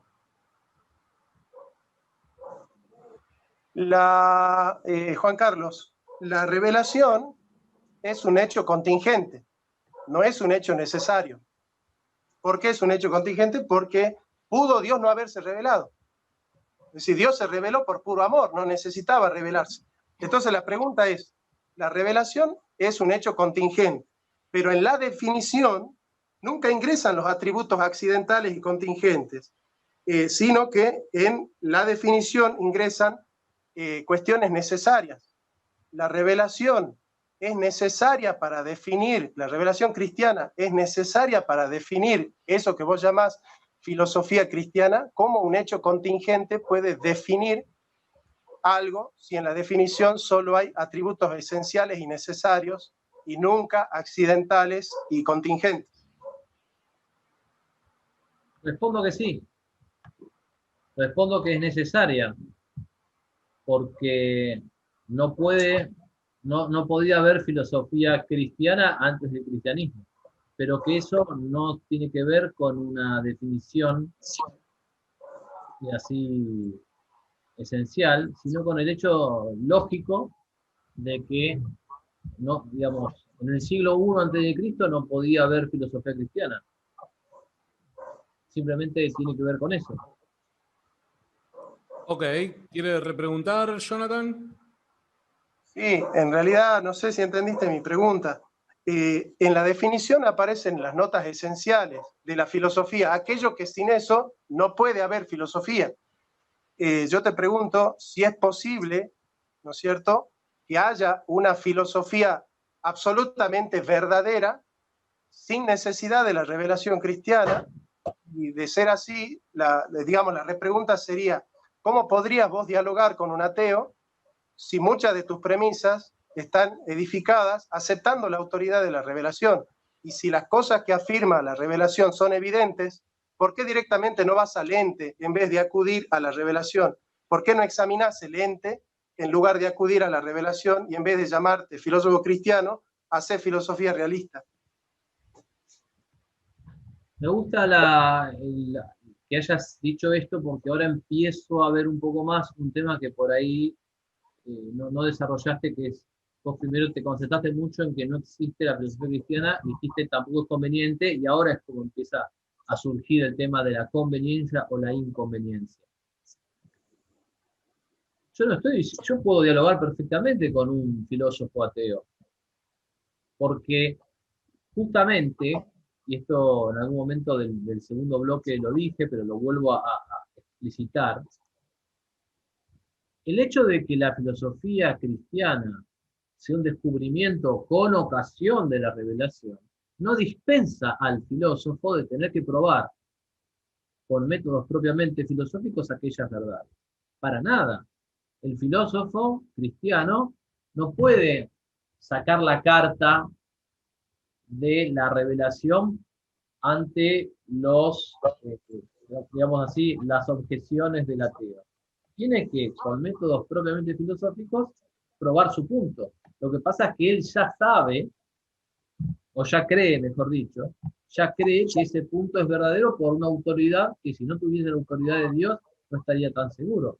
Él ya cree que ese punto es verdadero. Por ejemplo, suponte que discute con un filósofo ateo el tema de el origen del mundo. Suponte eso. Discuten la eternidad del mundo. El filósofo ateo plantea la eternidad del mundo. El filósofo cristiano planteará que el mundo tuvo un inicio, pero no puede decir el filósofo cristiano, el mundo tuvo un inicio porque en la Biblia dice Génesis 1.1 tal cosa. No puede, porque eso sería hacer teología. Pero sí, sabiendo que la Biblia dice Génesis 1 esa cosa, lo que puede hacer es plantear con argumentos de otro orden, de orden científico incluso, orden filosófico, su punto. O sea, lo que yo quiero evitar es una suerte de esquizofrenia. Es decir, cuando el filósofo filosofa no puede dejar la fe, si realmente tiene fe, no puede dejarla en el closet. O sea, esa fe, digamos, informa en el sentido de que comunica la forma a la inteligencia. Entonces, el filósofo no se puede olvidar que tiene fe. Ahora, no puede hacer valer la autoridad de la fe en una polémica filosófica. Y yo, de hecho, he tenido incontables discusiones con ateos o con personas, digamos, de ese palo, y se puede razonar en base a la razón natural. Pero nada impide que yo pueda seguir creyendo en esas verdades, aunque no las ponga en juego durante la discusión. Ok, bien. ¿Cómo? Tengo algo para decir con respecto a eso. El tema está en que ya la repregunta ya fue usada. Entonces, ¿qué te parece si lo planteas en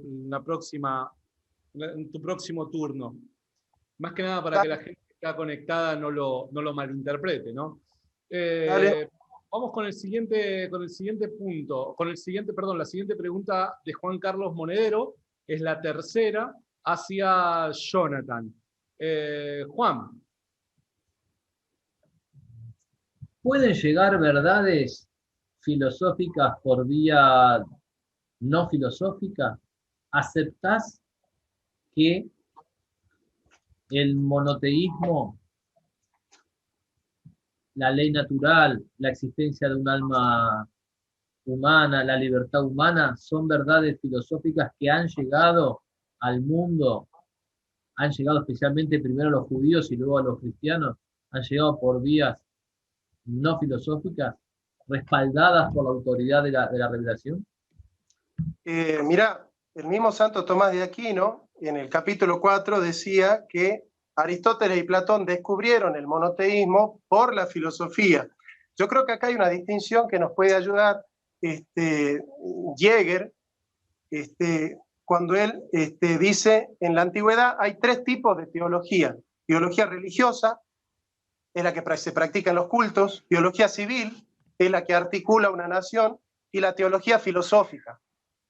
Aristóteles, y yo creo que acá hay que hacer mucho hincapié en los objetos formales, porque vos le llamás esquizofrénico a aquel que entiende cuándo está procediendo como filósofo y cuándo está procediendo como teólogo. Entonces, es como que yo noto que si vos no ves que yo todo el tiempo estoy leyendo la Biblia y consultando lo que dice el cristianismo para hacer mi filosofía, parecería que yo soy un esquizofrénico, simplemente por estudiar el ente y analizar minuciosamente el ente, como si no se pudiera conocer la realidad. Yo te escuché en muchos videos decir que es posible conocer la realidad. Lo que hacía Aristóteles era, en filosofía, era monoteísta, porque él en su filosofía llega a un primer motor inmóvil, que es uno.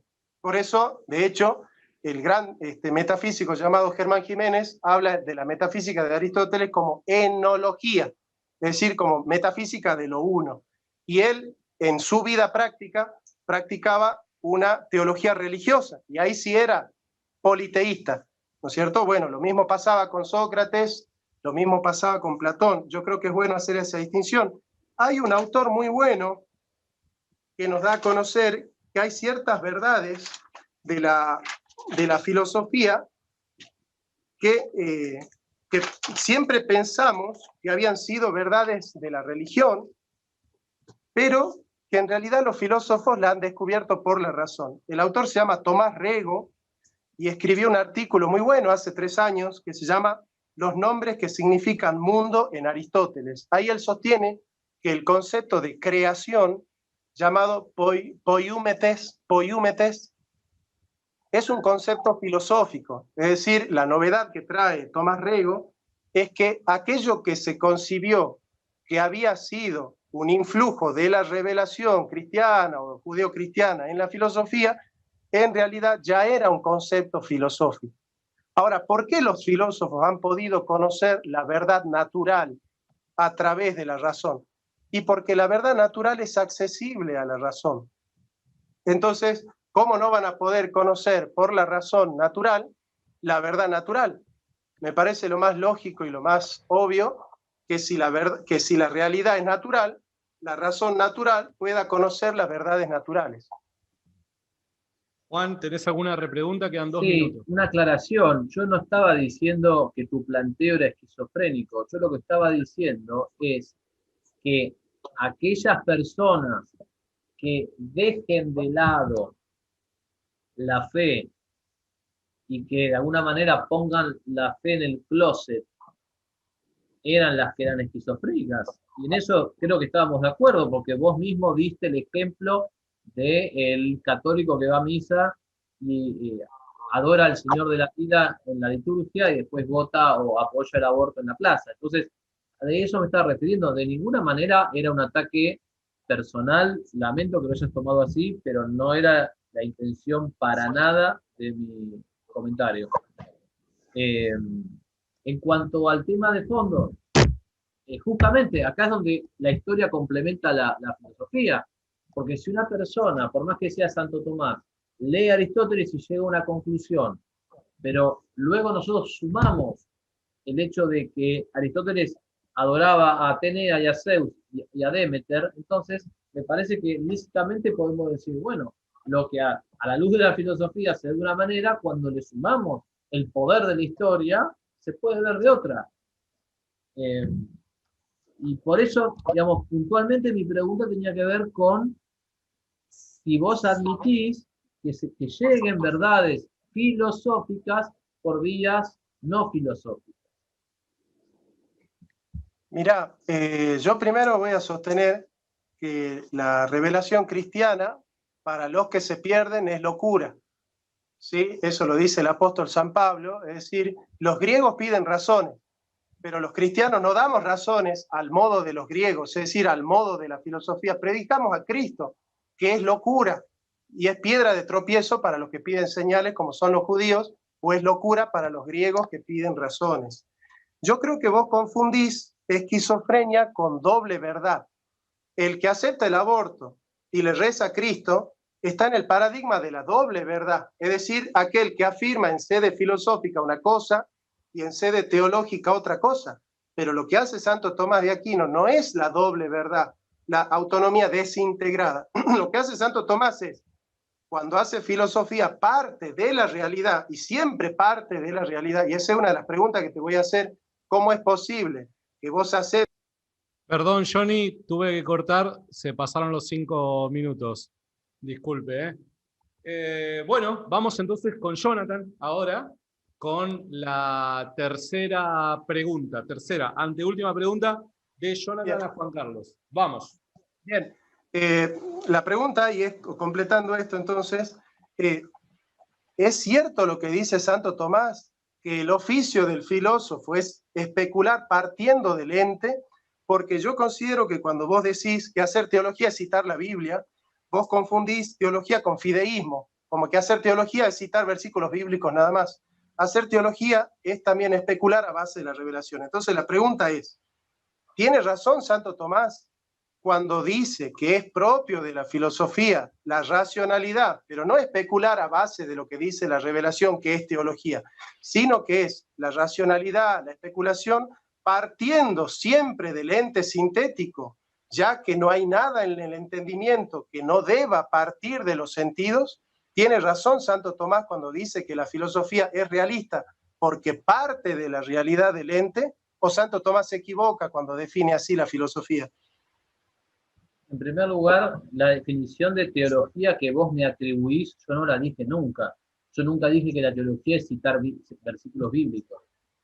De hecho, salvo ese detalle, en términos generales, coincido con vos en que la teología es el estudio de las verdades reveladas y la inferencia lógica a partir, o tomando como punto de partida las verdades reveladas. Así que, en primer lugar, no me hago cargo de eso. En segundo lugar, vos me preguntás si lo de Santo Tomás, si yo estoy de acuerdo con Santo Tomás o no. Te pido, si sos tan amable, de citarme el fragmento al cual te referís, porque me parece que lo has parafraseado, no dudo de eso, pero una pregunta tan puntual me vas a pedir que la cite, me vas a entender que te la cite. Anotá, de Veritate, cuestión 1, artículos 100 y 114, que está basado en Metafísica 998b, 22. Artículo 100 al 114. Sí, 100 y 114. En realidad, sí, 114. 100 sí. 114, sino 100 y 114. Sí, basado en... De Veritate, las cuestiones disputadas sobre la verdad de Santo Tomás de Aquino. Sí. De Veritate, cuestión 1, artículo 100 y 114. Me dijiste basado en algo y después no te escuché. Sí, basado en Metafísica 38, 998b, 22. Bien. Te pido que me refresques entonces el concepto. Te lo leo al texto si querés. Por favor. Sí. Dice Santo Tomás de Aquino: aquello que primeramente concibe el intelecto como evidente y en lo cual resuelve todas las concepciones es el ente, como dice Avicena en el principio de su Metafísica. Este texto lo han tomado los grandes tomistas, como por ejemplo el Cornelio Fabro, que es el que descubrió el S intensivo real, es decir, hizo una revolución en los tomistas porque descubrió el S intensivo real. Él dice, el punto de partida de la filosofía es el análisis del ente, es la analítica del ente. ¿Puedo responder? ¿Sí? ¿Cómo no? Aquello en lo cual se resuelve la concepción es el ente, eso es lo que dice Santo Tomás. Otra cosa es decir, el punto de partida, no es lo mismo.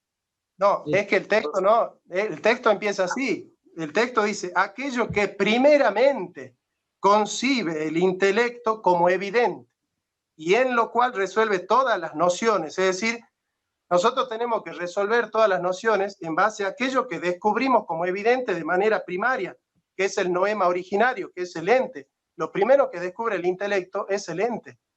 Bien, sí, está perfecto. Yo con esa definición estoy de acuerdo. O sea, aquello en lo cual el intelecto resuelve todas las consecuencias es el ente, estoy absolutamente de acuerdo con eso. A tu pregunta contesto. A tu pregunta contesto. Estoy de acuerdo con esa definición. Pero no está diciendo ahí lo del punto de partida. Eso es otra cosa. Eso es una inferencia que podemos discutirlo o no, pero no es lo que está diciendo ese texto que me está citando. Por lo menos. Pero Santo Tomás dice, justamente siguiendo esto de que aquello que primeramente concibe el intelecto, en el capítulo 4 de la Suma contra los Gentiles dice, no hay nada en el conocimiento que no parta de los sentidos.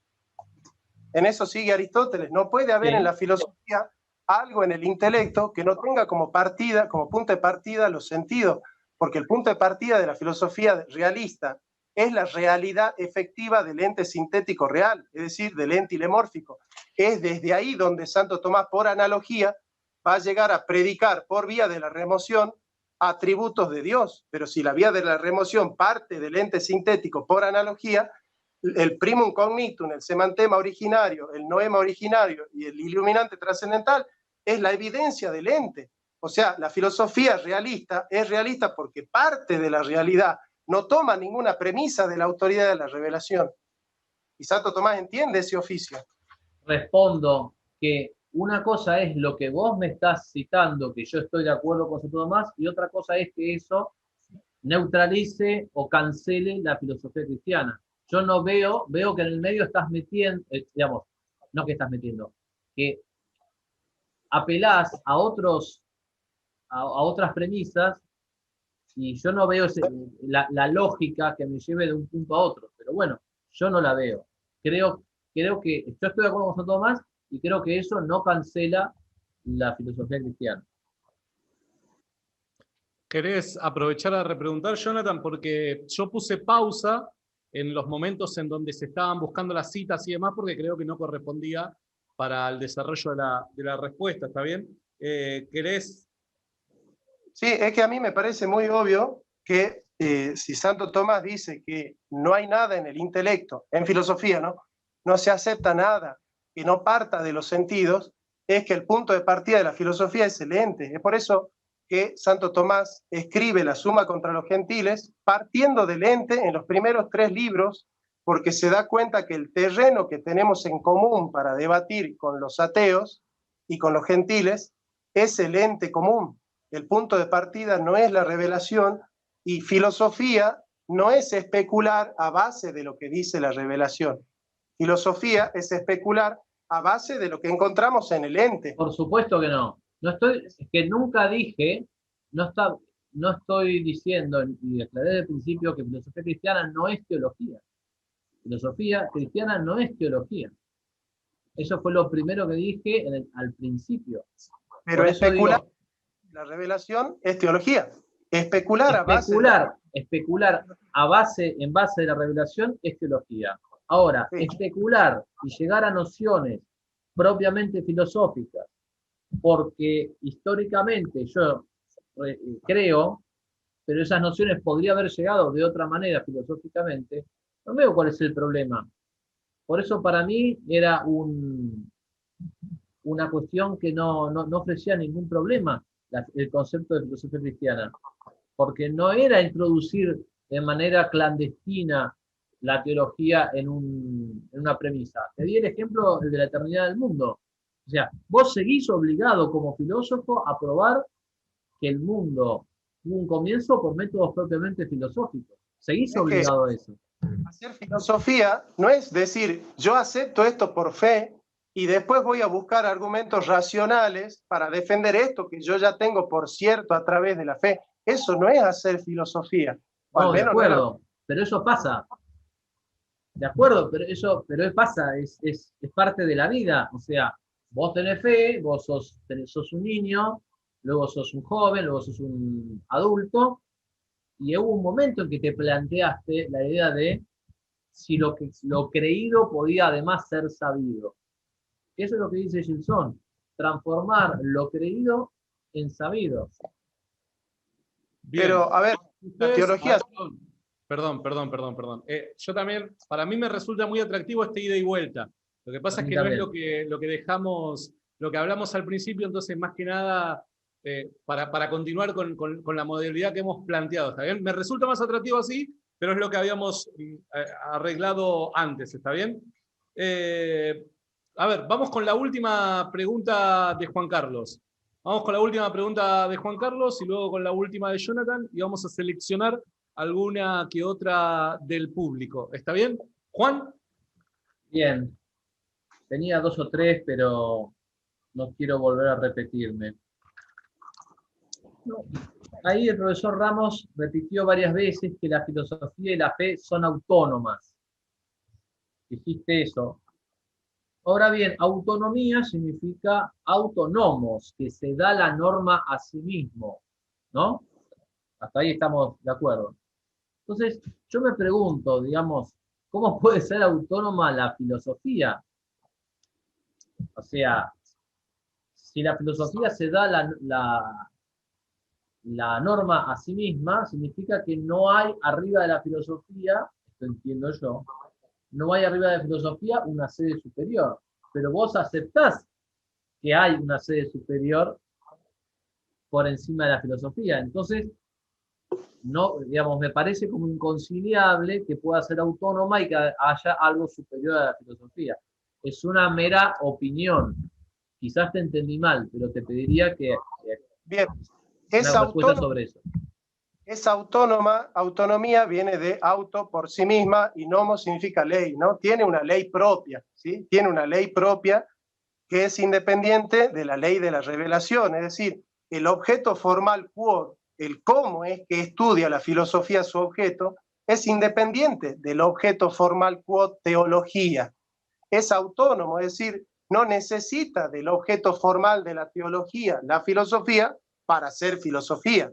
Entonces, que sea autónoma significa que el punto de partida de la filosofía, el procedimiento, el método y la finalidad son distintos.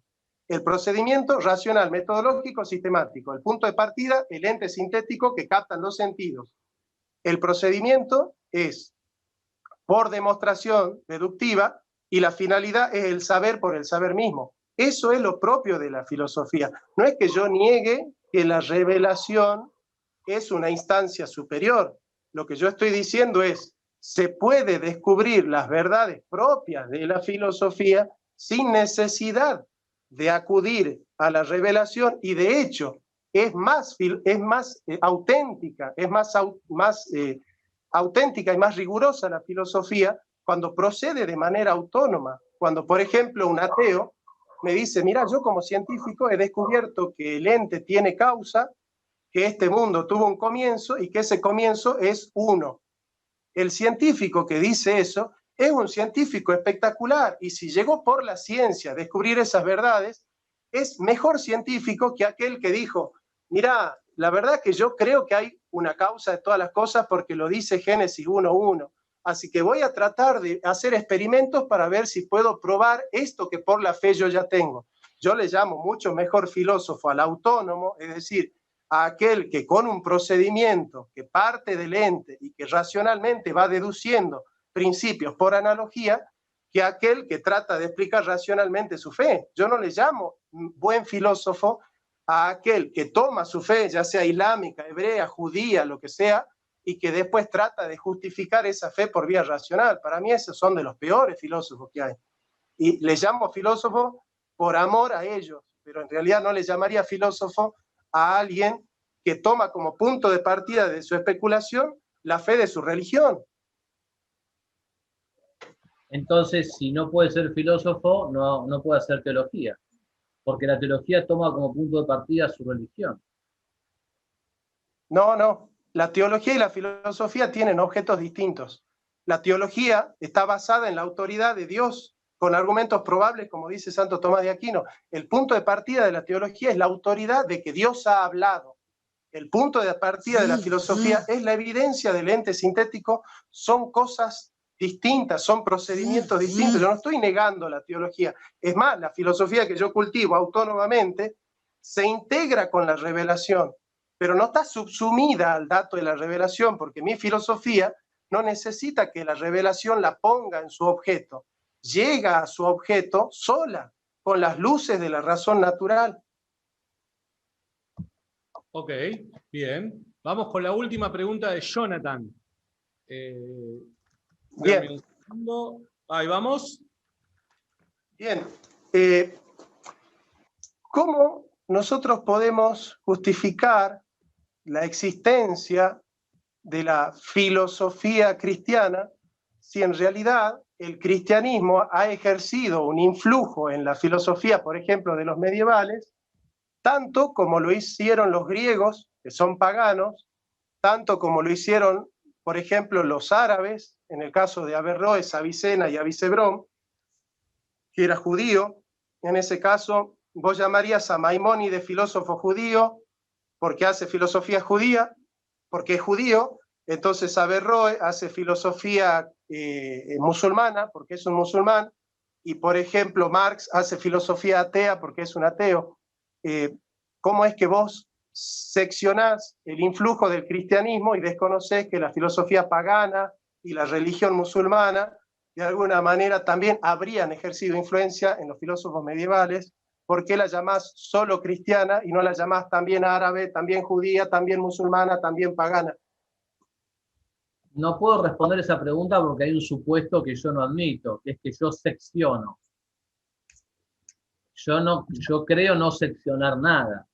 Yo reconozco que hay una influencia del judaísmo, en la especulación razonablemente que haga un judío, del Islam, en la especulación que razonablemente haga un árabe o musulmán, y me imagino, y sé por mi propia experiencia y por la ajena, que las vidas de Chesterton, de Lewis, de Kierkegaard, de Manuel García Morente, de un conjunto de intelectuales, vieron enriquecido su patrimonio cultural, filosófico, gracias a la revelación. No es que la revelación, o sea, la revelación así como les dio verdades históricas, también le dio verdades filosóficas.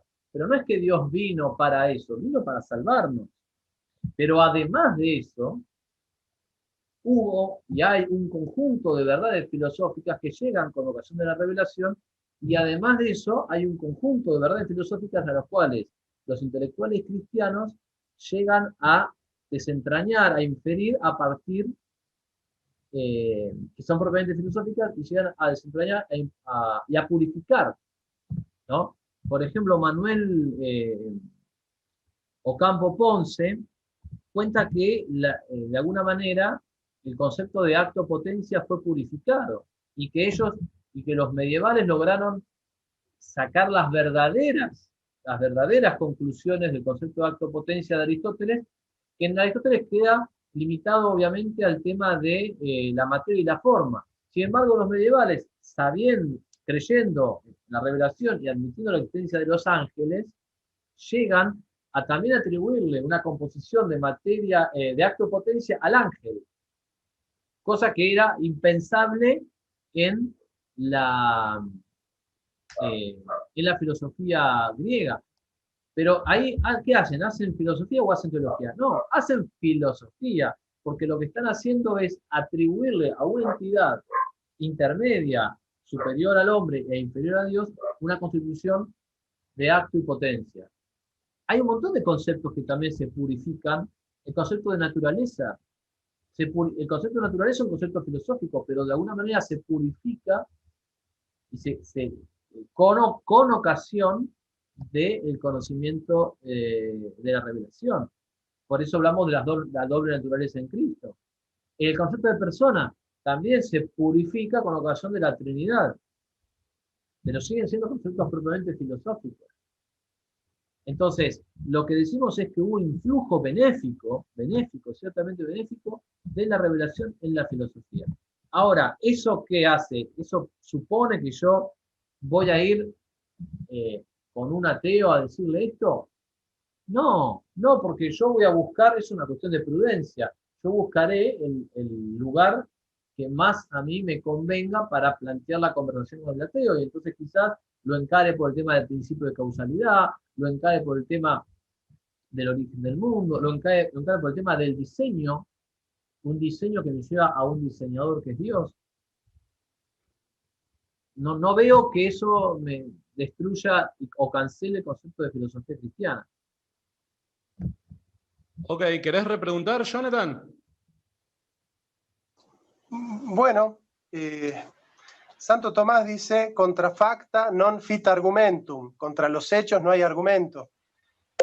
La filosofía parte de la realidad y es en el análisis del ente donde la filosofía encuentra su objeto material, que es el ente sintético. Si el cristianismo ha ejercido un influjo en la filosofía, ciertamente hay pensamientos cristianos, hay un pensamiento cristiano, pero eso no es filosofía cristiana. En rigor estricto, la filosofía es realista cuando parte de la realidad. Ese es el punto de partida de Santo Tomás y de Aristóteles. No sé si Juan Carlos Monedero comparte. Comparto que la filosofía parte de la realidad, y para eso es filosofía realista, y no parte ni del pensamiento, ni de una idea de lo que debería ser la realidad, que parte del ente. Ahora, lo que no comparto, lamentablemente, Jonathan, en esta charla tan interesante, no comparto que eso cancele la posibilidad de una filosofía cristiana. Y creo que justamente si hay filósofos cristianos es porque hay la consecuencia de que hayan filósofos cristianos es la filosofía cristiana. Y creo que eso es inseparable. Bien, buenísimo. Bueno, acabamos de terminar esta tercera etapa. Vamos a arrancar con el tiempo de preguntas y respuestas. Tenemos algunas. No quiero ya extender esto demasiado. Voy a arrancar con, obviamente, pregunta para Juan Carlos Monedero. Santiago Lozano dice lo siguiente, Juan. Obviamente, a ver, yo hago la pregunta para Juan Carlos Monedero y una vez que responda Juan Carlos puede agregar algo Jonathan, ¿no? Ya sea mostrando su conformidad, disconformidad, sea lo que sea, lo puede hacer. Bueno, vamos para la pregunta a Juan Carlos Monedero. Dice, ¿la fe del filósofo influye sobre la persona, pero influye también sobre la filosofía para hacerla cristiana? ¿Este cambio es formal dentro de la ciencia? Sí, influye en la persona, en el sentido de que nuestras creencias sobre la realidad deberían notarse en la forma en que hacemos filosofía. Me remito a lo que dice Chesterton, que lo repito por si alguno se acaba de conectar. Le preguntaron si existía filosofía cristiana y él respondió con mucho sentido común. Yo soy cristiano y cuando filosofo se me nota. Y Antonio Caponeto, doctor en filosofía, agrega, y si no se me nota me voy al infierno, ¿no? Con una suerte con mucho humor, pero también con mucho realismo. ¿Qué quiero decir con esto, Santiago? Que evidentemente se tiene que notar, pero esa influencia no consiste en introducir verdades clandestinamente que no han sido probadas, ni consiste en apelar al argumento de autoridad. Me gustaría remitirme un poco a mí mismo, a lo que decíamos al principio. La filosofía cristiana, primero que nada, elimina la vanidad, la vana curiosidad, purifica la razón humana, ofrece un centro que es Dios, ofrece al filósofo cristiano, en tanto filósofo, una confirmación de un montón de verdades que él podría intuir o podría descubrir, pero ahora sabe que son así. Además, el filósofo cristiano realiza su tarea filosófica creyendo en la segunda venida de Cristo, en el juicio final y en el Apocalipsis. Vive en la esperanza de una restauración final y sin dejar por eso de ser filósofo y sin dejar de utilizar argumentos filosóficos. De manera tal que sí, que debe notarse que es cristiano. De la misma manera que un abogado, vamos a poner un abogado, ¿no? Un abogado tiene que pleitar. A la hora de pleitar, va a utilizar argumentos propios de la ley, pero uno se va a dar cuenta que es cristiano por el tipo de causas que defiende, por el tipo de causas que ataca, ¿no? Un médico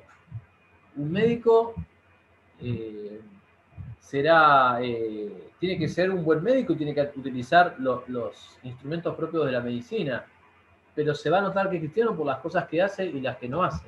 De la misma manera que utilizo esos ejemplos, pasa con la filosofía cristiana, pero con un agregado de que hay un cuerpo de verdades, hay históricamente un resultado de esa filosofía cristiana.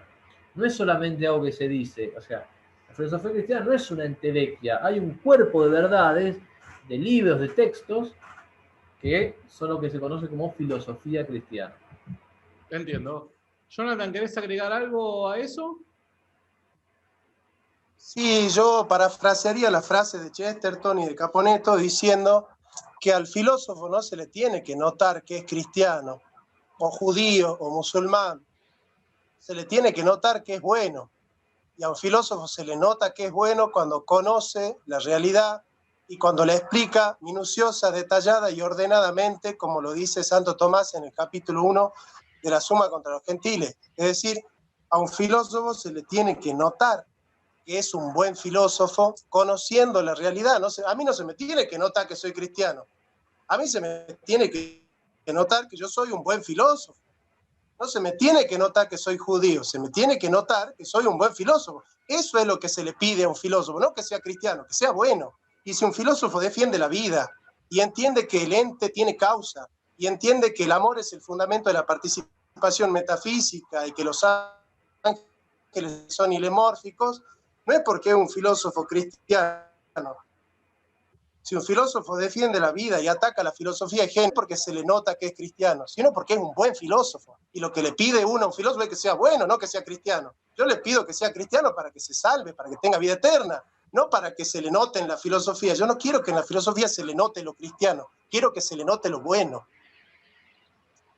Bien, buenísimo. Ahí por momentos te perdía la señal, Jonathan. Ahora parece estar bien, pero, Sí, pero no. nada.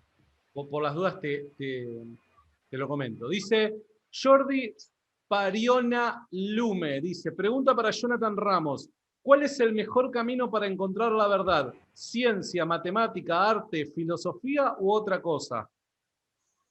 Depende, cada ciencia tiene su objeto y su objeto formal y su objeto material, su procedimiento. Entonces, la mejor manera de conocer de manera fija, estable, universal y necesaria a los entes finitos en cuanto a su materialidad y su función corporal es la ciencia biológica y física y química. Si vos lo que querés conocer es la causa primera del ente finito, tenés que hacer filosofía.